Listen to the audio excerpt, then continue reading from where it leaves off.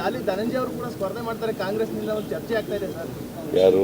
ಡಾಲಿ ಧನಂಜಯ ನಂಗೆ ಗೊತ್ತಿಲ್ಲ, ಅದೇ ನೀವೇ ಹೇಳ್ತಾ ಇರೋದು. ನನಗೆ ಗೊತ್ತಿಲ್ಲ, ನಮ್ಮ ಪಾರ್ಟಿಲಿ ಅದ್ರ ಬಗ್ಗೆ ಚರ್ಚೆ ಆಗಿದೆ. ನನಗೆ ಗೊತ್ತೂ ಇಲ್ಲ, ಚರ್ಚೆನೂ ಇಲ್ಲ, ಆ ಥರದ್ದು ಇದೂ ಇಲ್ಲ. ಲೋಕಸಭಾ ಕ್ಷೇತ್ರದಿಂದ ಡಾಲಿ ಧನಂಜಯ ಅವರು ಕೂಡ ಸ್ಪರ್ಧೆ ಮಾಡ್ತಾರೆ ಕಾಂಗ್ರೆಸ್ನಿಂದ ಒಂದು ಚರ್ಚೆ ಆಗ್ತಾ ಇದೆ ಸರ್. ಯಾರು? ಡಾಲಿ ಧನಂಜಯ ನಂಗೆ ಗೊತ್ತಿಲ್ಲ, ಅದೇ ನೀವೇ ಹೇಳ್ತಾ ಇರೋದು. ನನಗೆ ಗೊತ್ತಿಲ್ಲ, ನಮ್ಮ ಪಾರ್ಟಿಲಿ ಅದ್ರ ಬಗ್ಗೆ ಚರ್ಚೆ ಆಗಿದೆ. ನನಗೆ ಗೊತ್ತೂ ಇಲ್ಲ, ಚರ್ಚೆನೂ ಇಲ್ಲ, ಆ ಥರದ್ದು ಇದೂ ಇಲ್ಲ. ಓಲಿ JDS ಥರನೂ ಕೂಡ ಕೆಲಸ ಮಾಡ್ತಾ ಇಲ್ಲ. JDS ಪಕ್ಷ ಒಂದು ಪ್ರತ್ಯೇಕ ಪಕ್ಷವಾಗಿ ಕೆಲಸ ಮಾಡ್ತಾ ಇಲ್ಲ. BJP ಅವ್ರ ಜೊತೆ ಸೇರ್ಕೊಂಡವ್ರ ರೀತಿಯಲ್ಲಿ ಕೆಲಸ ಮಾಡ್ತಾರೆ.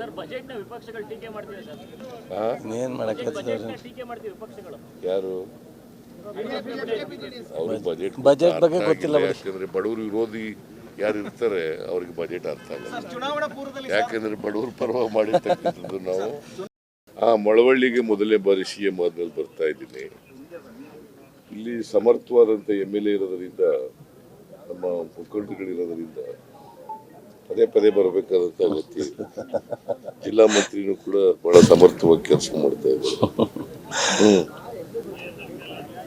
ಸರ್, ಲೋಕಸಭೆ ತಯಾರಿ ಹೇಗೆ ನಡೀತಾ ಇದೆ ಸರ್? ಸಚಿವರು ಸೂಚನೆ ಇದೆಯಾ? ಲೋಕಸಭೆ ತಯಾರಿ ಯಾವ ರೀತಿ ನಡೀತಾ ಇದೆ ಸರ್? ತಯಾರಿ ಮಾಡ್ತಾ ಇದ್ದೀವಿ. ಈ ಸಾರಿ ಕನಿಷ್ಠ 20 ಲೋಕಸಭಾ ಸ್ಥಾನಗಳನ್ನ ಗೆಲ್ತೀವಿ ನಾವು. BJPಯವರು ಬುರುಡೆ ಹೊಡಿತಾ ಇದ್ದಾರೆ 28 ಗೆಲ್ತೀವಿ ಅಂತ. ಯಾಕಂತಂದ್ರೆ ಅವ್ರಿಗೆ ಗೊತ್ತಾಗಿದೆ, ಜನ ಈ ಸಾರಿ ಮತ್ತೆ ಕಾಂಗ್ರೆಸ್ ಪಕ್ಷಕ್ಕೆ ಆಶೀರ್ವಾದ ಮಾಡ್ತಾರೆ ಅಂತ ಗೊತ್ತಾಗಿದೆ. ಅದಕ್ಕೆ ಸುಳ್ಳುಗಳನ್ನೇ ಹೇಳ್ತಾ ಇದ್ದಾರೆ. ಅಲ್ಲಿ ಲೋಕಲ್ ಆಗಿ ಯಾರನ್ನ ಹೇಳ್ತಾರೆ ಅವರನ್ನ ತೀರ್ಮಾನ ಮಾಡೋದು. ಲೋಕಲ್ ಆಗಿ MLAಗಳು, ಸೋತ ಅಭ್ಯರ್ಥಿಗಳು, ಜಿಲ್ಲಾ ಅಧ್ಯಕ್ಷರುಗಳು, ಬ್ಲಾಕ್ ಕಮಿಟಿ ಅಧ್ಯಕ್ಷರುಗಳು, ಇತರ ಮುಖಂಡರುಗಳು ಯಾರನ್ನ ಹೇಳ್ತಾರೆ ಅವ್ರನ್ನ ಕೊಡ್ತೀವಿ.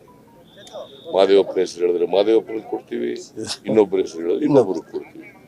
ಓಲಿ JDS ಥರನೂ ಕೂಡ ಕೆಲಸ ಮಾಡ್ತಾ ಇಲ್ಲ.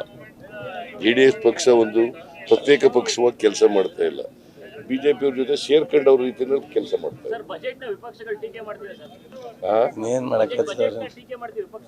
ಯಾರು? ಅವರು ಬಜೆಟ್ ಬಗ್ಗೆ ಗೊತ್ತಿಲ್ಲ. ಯಾಕಂದ್ರೆ ಬಡವರು ವಿರೋಧಿ ಯಾರು ಇರ್ತಾರೆ ಅವ್ರಿಗೆ ಬಜೆಟ್ ಅರ್ಥ ಆಗಲ್ಲ. ಯಾಕಂದ್ರೆ ಬಡವರು ಪರವಾಗಿ ಮಾಡಿರ್ತಕ್ಕಂಥದ್ದು ನಾವು.